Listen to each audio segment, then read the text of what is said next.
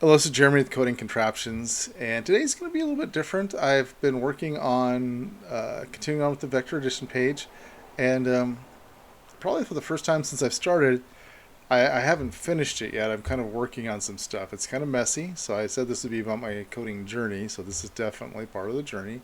Debugging, trying to get things to work. So the idea here is that what I want this to do is put the number of vectors that you want to use, vectors being your lines up here to add together. And then what I want to do is go ahead and be able to only show down here the number of vectors that you're actually going to use. So that didn't happen. So I was working on it for a while. I did get it to actually, I'll just show you the code here real quick before I get to what it's actually doing. So here's the code, and I have added each individual vector. I'm going to add divs. I've only done the first one so far here. I'll add more to all the other ones, but each div is going to represent one vector with a magnitude. So you got your top part is your vector magnitude of 100, and then the direction is 45. So it's going to be in degrees. So all these, there's 2, 3, 4, 5, 6, 7, 8, 9, and 10. So that is what is showing up right here. So that part, somewhat solid. I do. There's room for improvement there. What I have done here is I have started a function here called getX, and that happens when you click on this button right here. See where it says get element by ID my number right there. So click on the button, and it's going to take that in from input and go down, and it's going to run getX. So it comes down to getX. The first hurdle I had to overcome was parsing out the integer, just making it an integer that's actually useful. I'm sure there's some error checking with that. I haven't really done that yet to make sure it actually is an integer and not a string. But right now I can put in the input the integer, it recognizes it, and it stores it in this xvect variable. And then I log into the console the number of vectors plus xvect. So it's showing the number of vectors. It's going to actually give you that number. In this case, it's going to be 9, right? Because I have a 9 autofilling in there.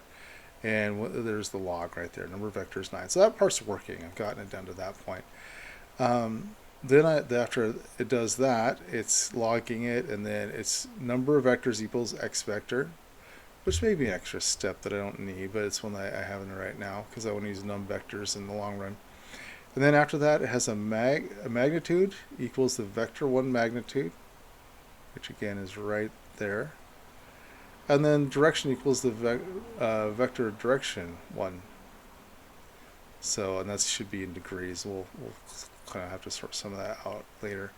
So anyway, then after it does all that, it's going to go ahead and run this show lines function, which is right there. So lots of hurdles to overcome. It's getting better as I go along. The first one was when I went ahead and put this information down here.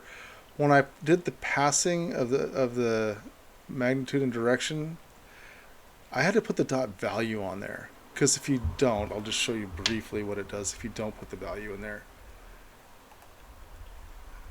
Okay, save that. Refresh. Down the console, you see it actually passes, not just the number, it passes the input, the ID, the type, all of it. You have to put the dot value in there just to get the values. That took me a little while to sort out. So you put the dot value in there after these two,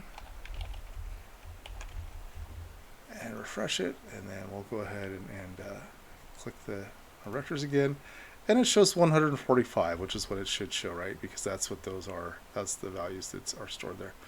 So that took a little while to figure out. So I got that sorted.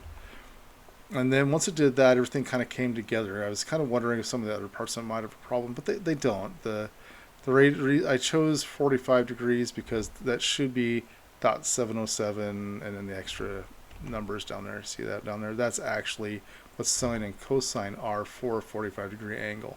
So my goal here is to separate out the x and y components of an angle. In this case, it's 45 degrees. There'll probably be a little more to that too, because it depends which quadrant, right? I'm going to stick to quadrant 1.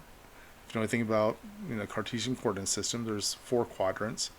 Top right is 1, top left is 2, bottom left is 3, bottom right is 4. It goes in a circle. I'm not going to show that here right now, but if you look more into that, it kind of interesting how that works. So then I have it logging the magnitude and direction, and then x and y. So there you go, magnitude. We already saw that down there. That's actually the code that makes that display. So anyway, that's what I've worked on so far. Still in process. I worked on it for a while to get it here. More complicated than I thought it would be, but again, I'm really enjoying it, so kind of keep doing this every day. Hope you're all doing great. That's the end of the video today, and just bless you. Thanks for watching. If you have any comments or suggestions, and you want to put something on the bottom, go right ahead. I would love to hear it.